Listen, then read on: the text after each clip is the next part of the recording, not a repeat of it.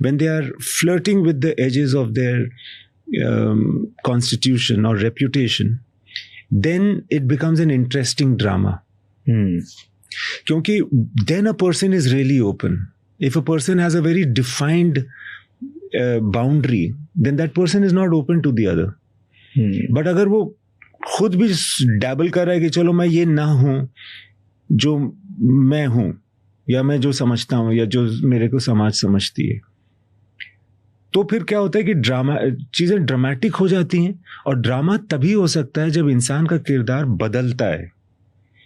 चरित्र और पात्र में यही फर्क है, हमको बताया गया था. सिर्फ ड्रामा में पात्र वो होता है जो हमेशा वही होता है.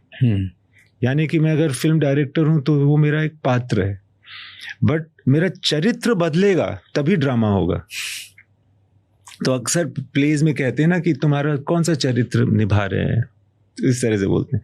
सो बदलने के लिए खुला होना जरूरी है. खुला होने के लिए अपनी जो डिफाइंड जगह है उससे जब आप निकलते हैं तो खुला होना आसान हो जाता है, बिकॉज वो लोग आपको नहीं जानते हैं कि आप कौन हो. तो फिर आप भी अपने आप को भूल सकते हो.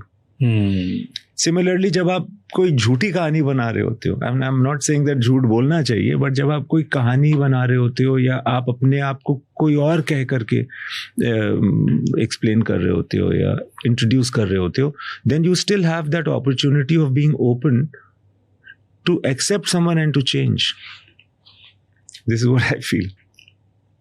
True, in some sort. तो ये सिर्फ ड्रामा के लिए, ड्रामा के लिए और परिवर्तन के लिए, परिवर्तन के लिए खुला होना जरूरी है. अगर मैं मान के चलूं मैं ये हूं, ये हूं, ये हूं, ये हूं, तो आपसे मिलने के वक्त और आपसे मिलने के बाद मेरे अंदर कोई परिवर्तन होना बड़ा मुश्किल है, क्योंकि मैं खुद ही वॉचमैन बना हुआ हूं अपनी पर्सनालिटी का. Has it happened with you? You've changed at some point?